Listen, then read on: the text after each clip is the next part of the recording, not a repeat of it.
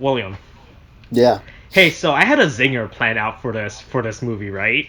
Yes, as always. This is the formula. Yeah, but due to current political climax in the United States, I can't use that zinger anymore. So I'm gonna use my backup zinger that I have to improvise on the spot. Are you ready? Oh God. Okay, yeah, sure. Go ahead, hit me with it. William, do you want to commit cannibalism? That's the backup one. As long as no cannibalism happened in the United States, from us recording and to me uploading this is a perfectly safe zinger to use, okay? Because the original zinger, in retrospect now that I think about it, would not be a good idea to use. Okay, I'm assuming it has something to do. No, don't say it. We're not gonna get to this topic. We're not that type of group, all right? We're just but two guys that just shit post about movies, all right?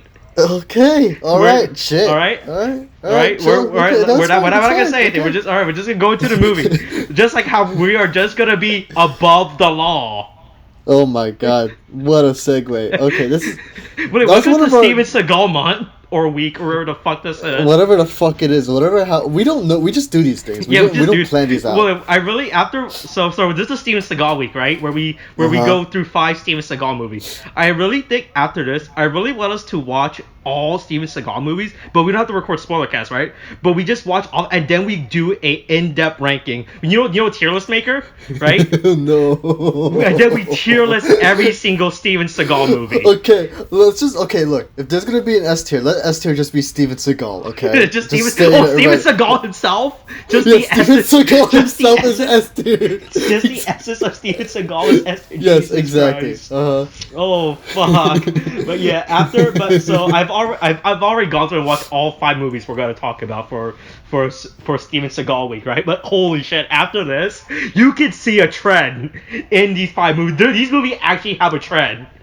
Okay, because I mean the first one, it looks. I mean, I will say real quick, like Above the Law is actually surprisingly decent. Mm-hmm, it is surprisingly decent. This is before Steven Seagal became a weeaboo. That promises some odd things. Okay. Oh no. Okay. And I don't have the movie pulled because I moved them all somewhere else now, so it's actually hard for me to pull up. Yeah, but hey, we're talking about Above the Law. The 1988 Steven Seagal movie. Back when he had hair. Back when he had hair. Okay, but man, it was it's kind of like a standard cop fare thing, I think. But it's actually just like it does have a message that it says. It's like, oh, you tried. It's like a movie that tried. It was decent. Yeah. I'm just the only problem with it was its pacing, but we'll get into that after the whole plot synopsis. Yeah, that's provides for Wikipedia. You read that while I eat chicken. Oh, to be honest, I figured you'd be playing Kingdom Hearts by now. But no, I finished that. I'm done. So, let me chew on this chicken. Here, you read while I chew. Okay, well you keep your rant. I'll read the plot synopsis. So, Nico Toscani is a respected sergeant of the Chicago Police. Before joining the force, he was raised in the city of Palermo, Sicily, and was interested in Aikido, who traveled to Japan to study them. In 1969, he was recruited by the CIA. All right, I'm done chewing my chicken. All right, let me go on a quick Kingdom Hearts rant. All right, I'm done with Kingdom Hearts. I'm done with this fucking series. This series could go fuck itself. I'm done. I finished all the Kingdom Hearts game. Starting from the original Kingdom Hearts all the way up to Kingdom Hearts 3, Kingdom Hearts Remind. If people have been tracking this shit, I am officially done over our recording break. Because we don't record this every single day, every week, right? We take breaks in between our recording. But within that time, I finished the Kingdom Hearts and I'm fucking done with this. I never have to play another fucking Kingdom Hearts game again until a new one comes out on the PS4. Oh my god. Fuck those mobile Kingdom Hearts games. Fuck no more. Fuck this Kingdom Hearts series. Jesus Christ. I legitimately hate Kingdom Hearts. After playing every single Kingdom Hearts game. Look, man, the first 3 were decent, They were actually pretty good. Yeah. It turns out Kingdom Hearts 2 Final Mix still the best Kingdom Hearts game.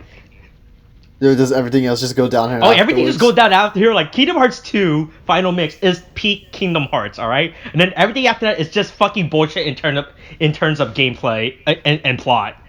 Well, actually, one other thing that I think was probably decent was probably what was it? What was the fucking thing? Was it 356, 352 over 6 days or something like that? You mean it's not 358 over 2 days, bro? You have to read it as 358 over 2 days. That is the correct way to read that title. Okay, I'll take your word for it. But like, yeah, that wasn't bad. I like that one. If anything, for its story. I mean, the problem was it was a DS game and no one plays that shit. Yeah. Look, that's pretty much the case. Look, I bet if they remastered actually 358 over 2 days for next gen, I mean not next gen, modern day console, I bet that game will play really fucking well. All right, but the fact that they turned into a shitty movie for you to watch and then be like, all right, like that's it. I'm kind of mad about the fact they didn't bother. Yeah, I know. It kind of actually irked me too because I was really hoping to play it again on the PS4 or whenever whatever console. Yeah, because that would I still think in my series I would rank 358 over 2 days under 2 Final Mix. Fuck every other game in the series. I hate them. I'm trying to think of what other was actually decent. I'm not. Well, no, Birth by Sleep was okay, I guess. Mm-hmm. I think I like the story of it only a little bit, if only because it's like it provides some sense of background. Or or to like why everything is kind of happening and stuff like that. Yeah. And but it's like otherwise it's like, oh yeah, this is nice, but I would rather focus on the Sora and everyone else since they're kind of the main focuses of the thing. But we'll get into that later. Actually, we'll never get into this. But this is the last time we'll be talking about Kingdom Hearts. What am I saying? Yeah. That's just, as far as we're fuck as we're fucking concerned, we are done with Kingdom Hearts, and I have never had to talk about this fucking series again. All right. Hey man, not until they release the Disney Plus series, okay? Because I think they're doing that. Oh, yeah, yeah. There's a rumor of that. I don't believe that until I see an official fucking proof of concept. Disney Plus ruined everything for me, right? Because there was there was plans for a Disney Plus Tron show, and then they canceled that shit, and I got so fucking mad. They announced it, then they canceled it. Uh-oh. Yeah, that's bullshit. Yeah. I can't believe they fucking canceled Tron out of all fucking series.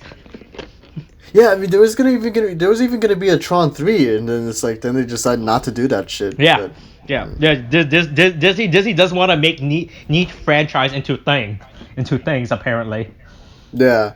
It's very odd. They're very nitpicky with some of their fucking shit. But anyway, look, if you're not the Iron Man of the Avengers, you can go fuck off. Holy shit, dude. All right. All right. That's enough. That's enough off-topic rants. We can actually go back to above the law. All right. So this movie is the beginning of Steven Seagal's journey into being a fucking weeaboo. Yeah, okay. I mean, I'm in the middle of the plot synopsis, so we'll go over how he becomes a weeaboo after this, okay? Mm-hmm. Okay, so where was I? In 1969, he was recruited by the CIA agent Nelson Fox to participate in top-secret operations on the borders of Vietnam with Cambodia. In 1973, Toscani disliked his supervisor, Kurt Zagon, for the torture he and his men did to the Vietnamese, confronted Zagon, and ended up leaving the CIA. By 1988, he immigrated to the city of Chicago with his mother, Rosa Toscani, and met his wife, Sarah. Toscani, along with his partner Dolores Jackson and detectives Lukic and Henderson, stopped the shipment of alleged alkaloids to Salvadoran... Oh, wait, his name is Jax Jackson. Okay. I thought his name was Jack. Okay, I didn't know that was Nick Day. Okay, yeah. I'll supposed to be really mad about that. To Salvadoran, hey, represent, not like this though, drug traffickers Tony Salvano and Chichi Ramon, and discover in their contraband C4 explosive charges. The Federals take the matter to the command of agents Neely and Halloran, but they are ordered to set the Salvadorans free, which makes Toscani angry. After discovering through Father Joseph Gennaro that he has refugees in the church under the care of Father Tomasino and Sister Mary, Toscani and Jackson begin to have suspicions. The next morning, a bomb explodes during Mass and manages to kill and injure the people who attended. The bomb also kills Father Gennaro. Toscani concludes that it was Salvano and Chichi who planted the bomb. Toscani tries to tell the FBI, but they do not believe him. At night, Toscani is contacted by Fox, who tells him that he is in danger and that if he wants to keep his family alive, he has to take them to a safe place. The police and the FBI arrive and take Toscani. Deputy Crowder and the agents Neely and Halloran decide to forcefully remove Toscani for meddling adverse in Tony Salvano's affairs. Jackson tells them Toscani and Lukic that one of the victims turned out to be an assistant to Senator Ernest Harrison, who is investigating the drug trafficking network at the CIA. Toscani sends Lukic to take care of Sarah and Rosa with Uncle Branca, while he and Jackson decide Nico and Jax discover... Wait, hold on. Let me read this. While he and Jackson decide Nico and Jax discover through Sister Mary that Father Tomasino knew about the drug trade at the CIA and that he was going to hand over documents to the assistant from Harrison. Okay. Toscani takes Neely pistol point to the weapons store and discovers C4's shipment. Wow, that's a weird sentence. The employee tells him that it was the CIA under the command of Nelson Fox. Toscani decides to speak to an old intelligence friend named Watanabe, so that informing him, Toscani and Watanabe... Man, it's weird sentencing right now. Toscani and Watanabe discover that Fox is involved. Kurt Zagon and Toscani concludes that Zagon was responsible. Okay, you're reading this too, right? What? Yes, I'm definitely reading it and not eating chicken. Okay, but I'm just telling you, the sentencing is very weird here. Like, they need to fix this. Like, the plot summary here is just, like, very odd. And to be fair, this plot is really excessive. Yeah, I know. It needs to be cleaned up here. Yeah. And I know it's there on the fucking thing. It says this article needs an improved plot summary, and they requested this last year in July. Yeah. I guess no one's a Steven Seagal fan enough to go through it and fix these. Yeah, but anyway, where was I? Discovered that Fox is involved. Kurt Zagon and Toscani. You see, they say Kurt Zagon and Toscani concludes that Zagon was responsible for the church explosion. You see how weird that sentence is? Because they're saying that Kurt Zagon and Toscani, they're making it seem that they're talking to each other. Then they confirm, you're the one who did it! And he's like, yes, I concur. Like, okay. But I think they meant to say Jackson here. But Jackson is contacted by Sister Mary to come to Father Tomasino and Jackson's apartment.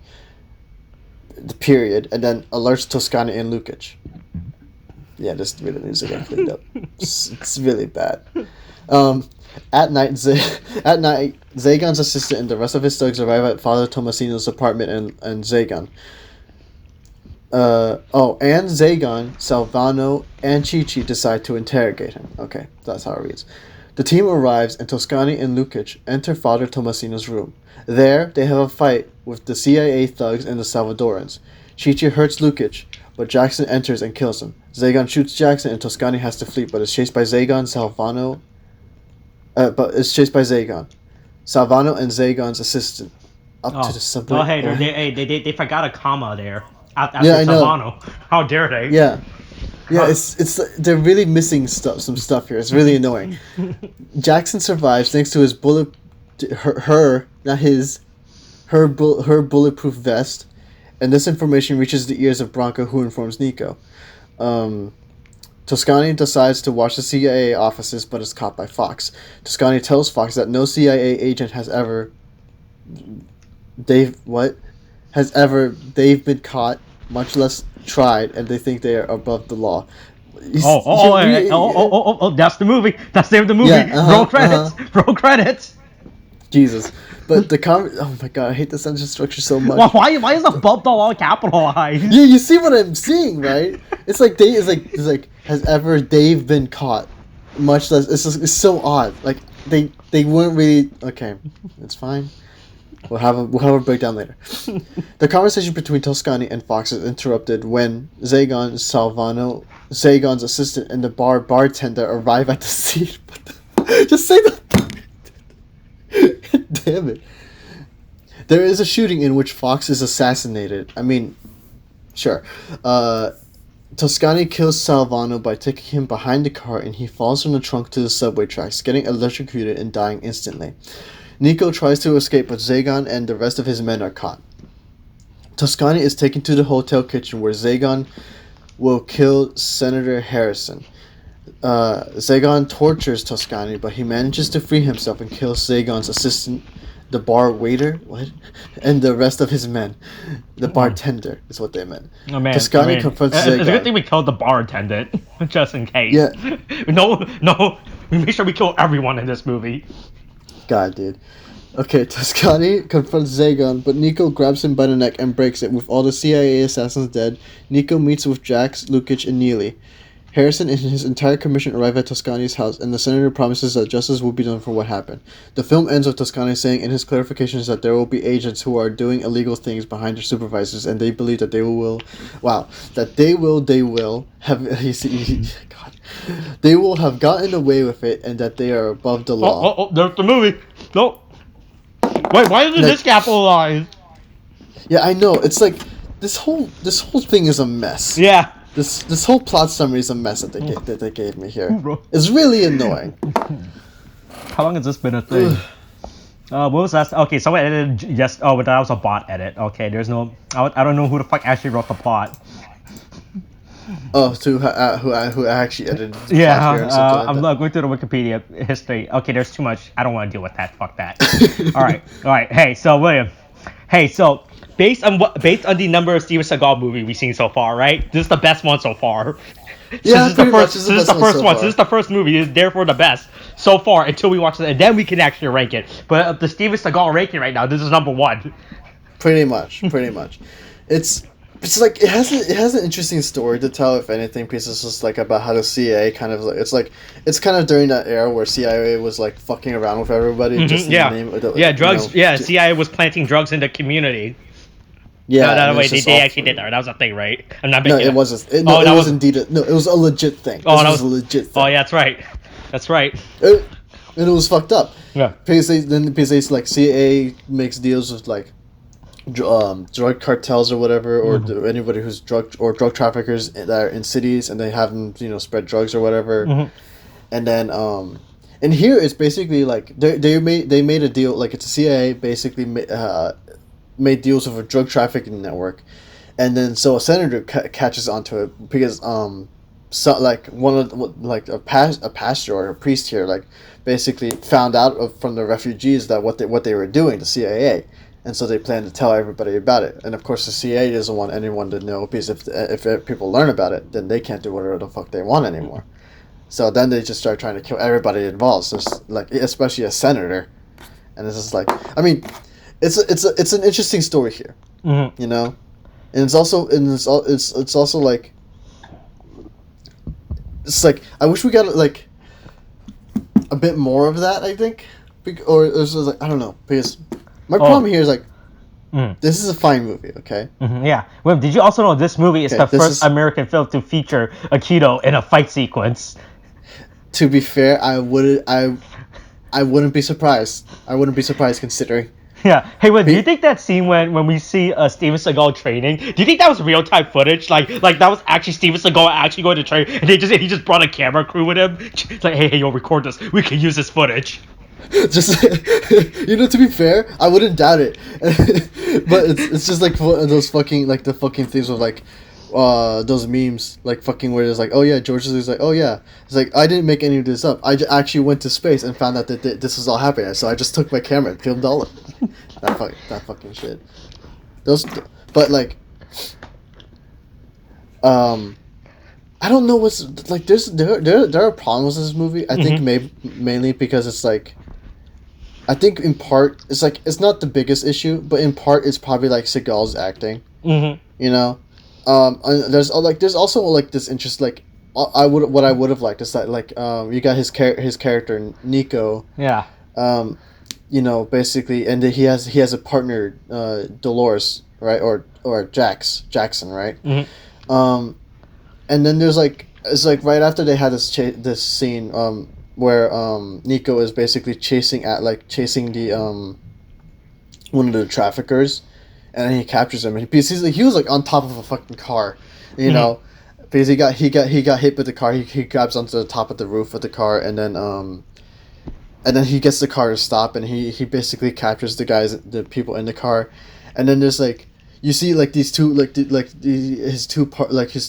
see his partner and his fellow detective or whatever, and then not detective, police officer, and they're all asking him like if he's okay and stuff, and they're all saying it's like you had me all worried and shit, man. It's like you almost got yourself killed, and then they're acting rather believably, right? But then it's like I keep waiting for like like Steven Seagal's character, like Nico, to like actually respond to like and maybe do some banter, but we never get any of that, and we barely get any banter between him and like the others. Yeah. To be right, I was expecting this to be one of those fucking 80s action cop movies with two cops. I was disappointed that this wasn't one of those type of movies. Yeah, and it's just like I would have enjoyed that too, right? And it felt like it should have been like that, but it's like I wanted more banter between these two characters, but it feels like Seagal is like, it's his acting debut, and I can kind of I can it's like I can understand it, but it's like I felt like because like this was his first time kind of acting, he didn't really know how to very much organically, you know, have his character respond to in such a way. So he just kind of like he more or less follows the script, rather than and he basically says the lines, but he doesn't really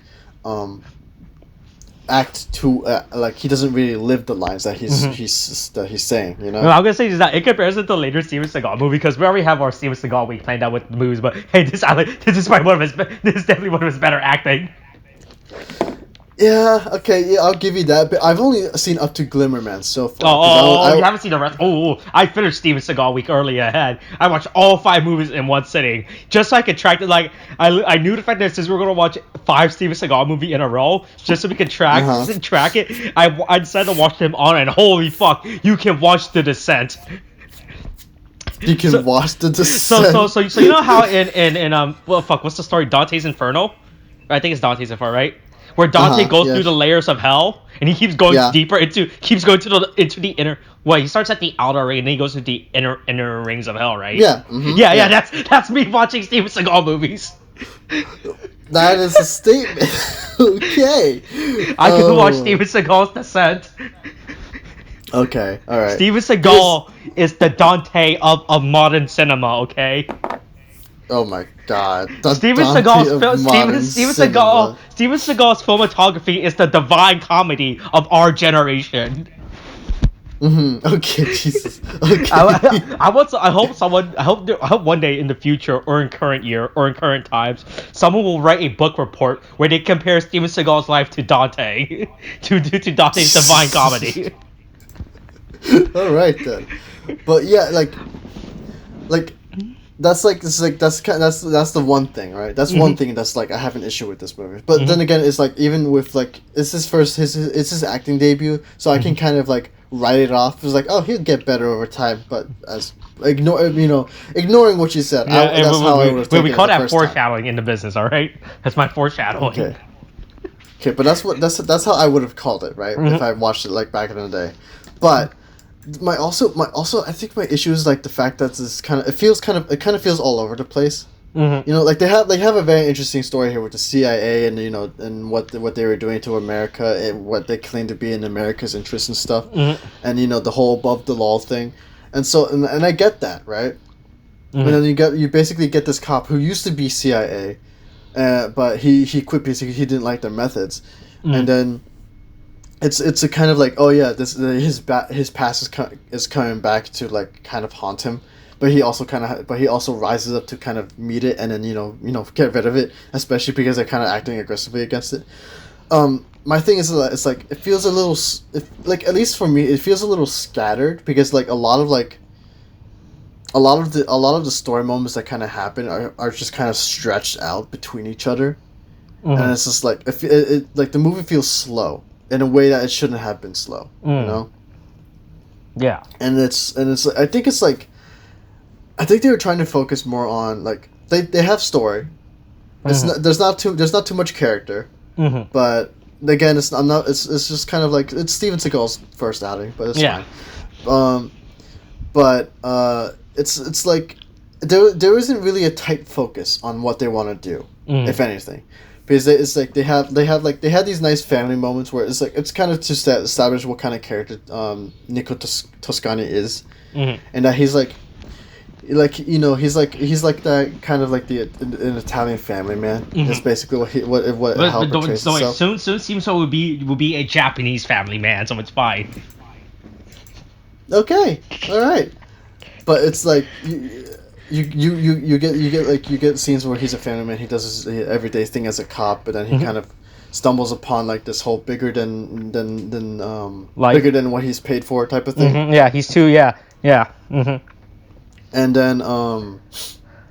And then because the FBI gets him, like the FBI or CIA gets involved, and then what do you call it? Then it's like they release the traffickers. The traffickers get revenge. Of course, they don't believe him for some fucking reason. Because honestly, I would think that they would try to kill him. But then again, I don't know if maybe the FBI is involved or whatever. But like a lot of during that, like I felt like it could like. The pacing is so slow to get to these points. I'm just kind of sitting here. I'm just like watching. I'm just like, are we gonna get to the next story beat? You know, that kind of thing. That was the kind of thing I was going through. And it's just really slow. When it felt like it shouldn't have been slow. Yeah. I don't know how else to say it. Yeah, because this movie's, well, it's not that quite long. It's like it's a 90-minute movie. So yeah, but when I was watching this, I felt like they were dragging it around a lot. I was just waiting for stuff to happen. Yeah, it drags on a lot, and then whenever you have an action scene or something that just happened, they like a specific scene like you get people who they drive up to Tuscany. And then they say, "Oh, we're gonna kill you," right? And then of course Toscani beats them all up, right? Yeah. And then afterwards, like after this scene, he walks off, and then there's this guy, and then this guy's like, "Hey, why'd you hurt my friends, man? These are my friends. That's my friend right there." And then he's like, "Oh, I'm not in the movie." He's like, "Oh yeah." He's like, "I don't care." And then he punches him in the gut, and then he walks off. But it's like they add some unnecessary fluff.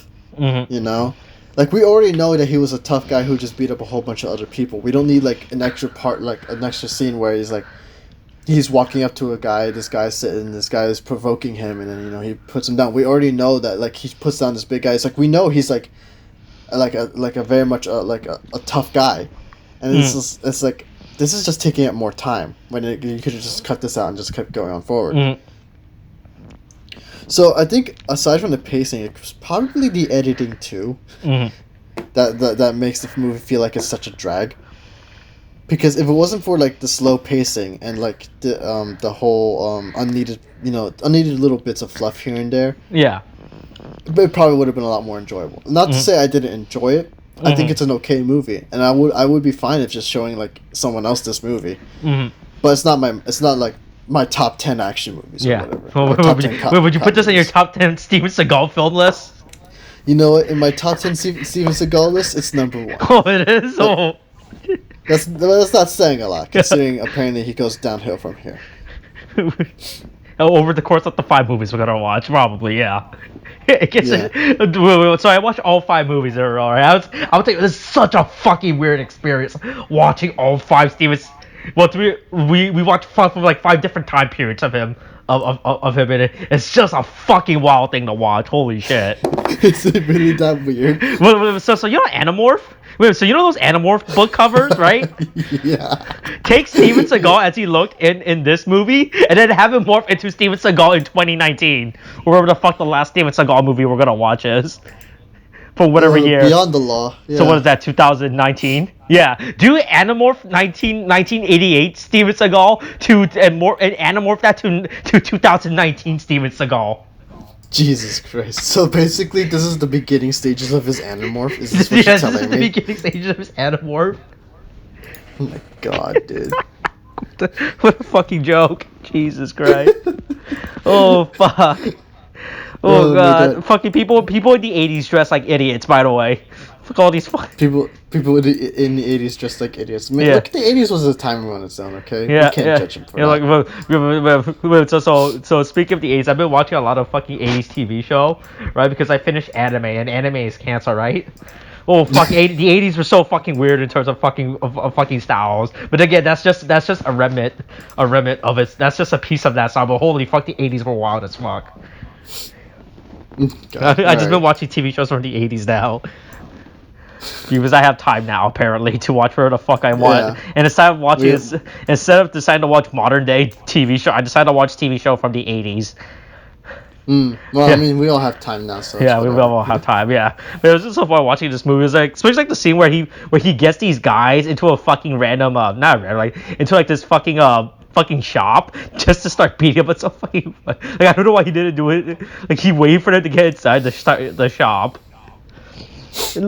Like he waited to get inside the shop just to call the police. Like I don't know why he just didn't call this before. If he knew, because apparently he knew that these guys were gonna be here to shoot up this fucking car. Apparently, so they just waited until they get to the ship and then to call the police. Like, it's like I don't know why he decided to call them beforehand to let them know about this.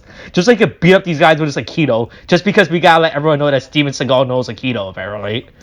Yeah, I mean, they kind of take some. They kind of like, honestly, the Aikido, like, if it was like in a like with the bar fight, that was fine, but then you get him fighting against other people with guns, and it's just like.